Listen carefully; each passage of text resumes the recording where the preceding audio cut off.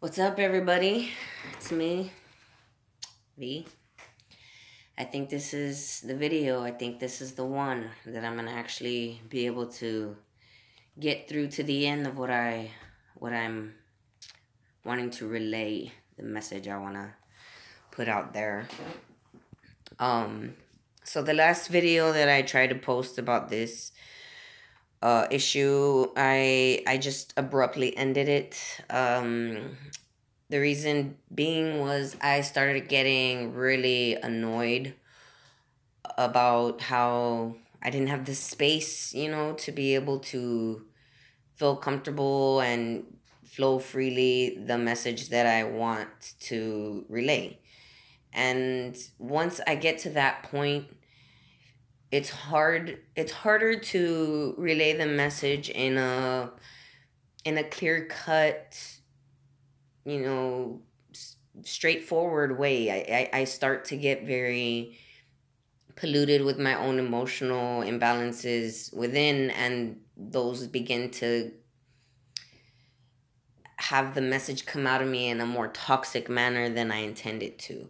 So I just decided it'd be better to end the video because I already knew like it wasn't gonna go the way I wanted it to, the way it should. In a way where I'm not just here sitting and crying and venting about my own personal shit, and where I'm actually really, trying to say something that's gonna touch somebody else and really get them to understand where I'm coming from, and hopefully get them to reevaluate their own life choices and their own reactions in life. So with that being said, I'm gonna go ahead and go back to the issue that I left off on that day. And the issue was about basically your child and their upbringing and their the best overall path of parenting for you or for us to take as parents, so that our children grow and be the best versions of who they can be. And I was gonna start by using an example from my life. And that day,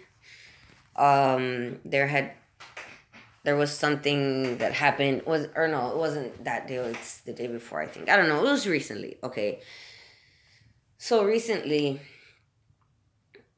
Marco bought this box of Nickelodeon slime making activities.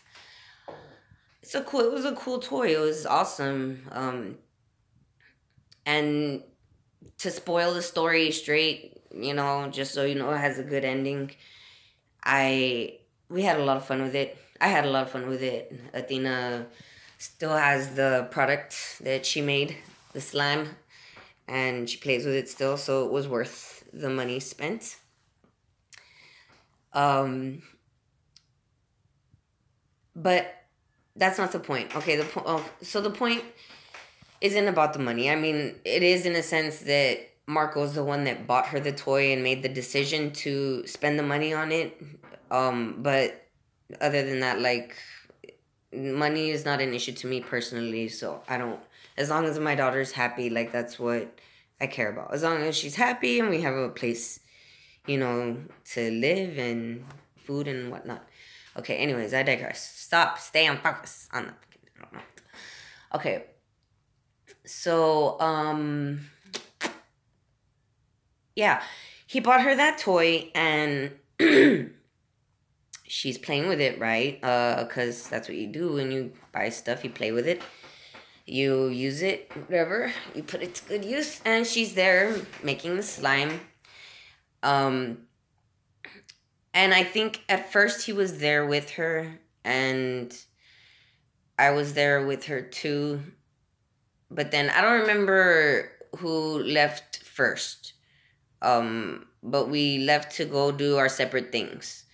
I think I was in the kitchen making food or something, and he was checking on something with one of the products, like doing the epoxy or something. I don't remember. But she's in the living room and she's playing with the slime there. She's not alone. We can hear her. She's in view or whatever. We're just not directly looking at exactly how she's playing. And so all of a sudden I hear him like yelling and screaming, being pissed off.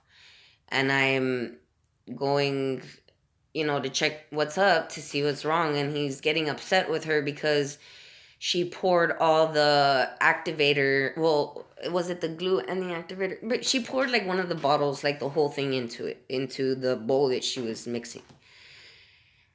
And it was, disproportionate. Like it was just all liquidy and it was a mess.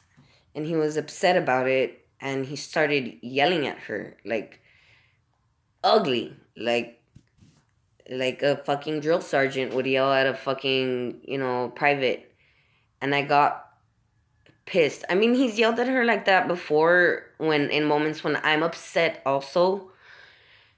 And so I don't really say anything in that moment, even though I'm not liking how he's doing it or whatever. I'm just too upset in the moment to be able to like be that voice of reason, so I and he's never really yelled at her like for that long. It's always just stop or no, like a one word yell.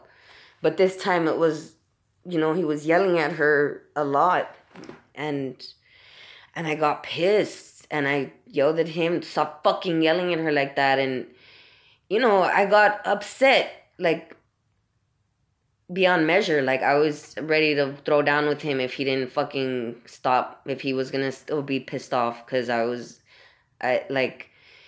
you bought her the fucking toy. You bought it for her, okay? You left her alone like that. Yes, I did too, but I didn't buy her the damn thing. I didn't take it out for her to let her play. You did it. It was you. And you go and you leave her and you get upset when she's doing it wrong. She's fucking too, dude. Like, are you kidding me? Like, I understand that, we have to teach kids how to behave. We have to teach them, how to be clean. We have to teach them right from wrong. But there's a certain way. There's a certain way that you can speak to your child to get them to understand what it is that you want them to do. And it's always better, not just in your interest, but in everyone's interest. It's in everyone's best interest for you to speak to them in a way that's going to have them understand what you say on an emphatic level, where they can, be like, oh, okay, I understand why I have to do this now. Thank you for telling me. I know for next time I'll take that information and next time I'll do it better. And I've done that many times with my daughter on certain things. And she'll listen, if she's in a good mood. It all depends on her mood. Obviously, she's 2. But so long as she's in a good mood and I'm talking to her right, she listens. She takes that information.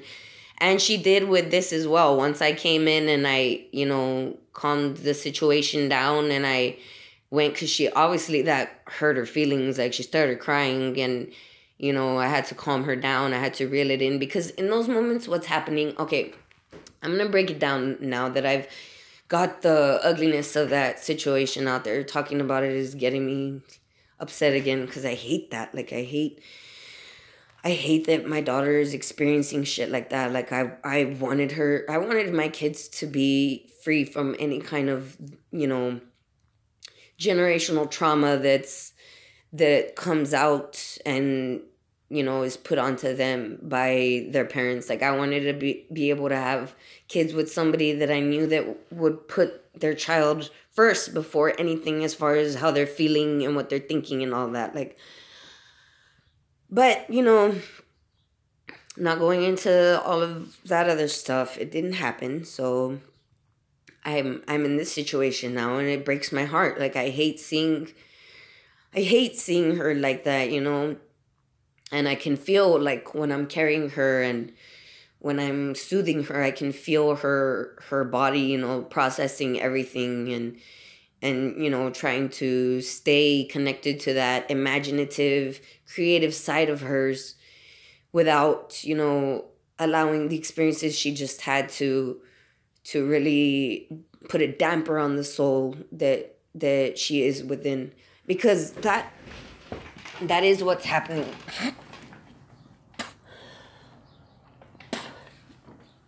That is what is happening, essentially, when you're doing stuff like that, when you're abusing your child verbally or physically. All you're doing is creating a system within their mind that puts a sort of hindrance, a mental block, an emotional stop on the natural, inherent, creative soul that they are, that they were born to be.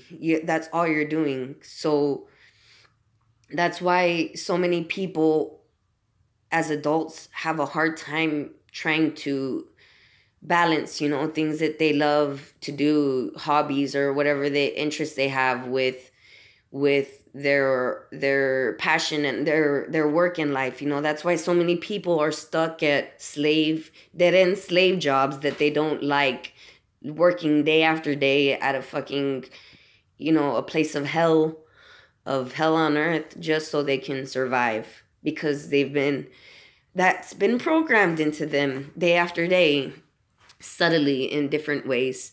In this way, it was, you know, it was her father being stressed out with work and you know, having to balance that with being a father and just snapping. Because, I mean, essentially that's what it was. If we had all the time and money in the world, then we wouldn't be so quick to snap at our kids. If we had all the time and money that we needed, we would have a lot more patience within ourselves, because we wouldn't be pushed to the bone every day, every week, every month, every year, just to try and be able to survive comfortably. We wouldn't be pushed to the teeth like that. And we would be able to have, you know, those tender moments with our kids where we allow them to be messy, free, creative little 2-year-old toddlers, and then, you know, showed them how to be a complete, balanced human being. So that's the message that I want to give today. Just have patience with your kids. I know it's hard. Trust me. Don't fucking come at me like I don't know what the fuck it is to lose your temper or to fucking want to beat the fuck out of your child. Like, trust me. I know the feeling, okay? But it's not a good feeling. It doesn't come from a good place, and it's not a good one to have.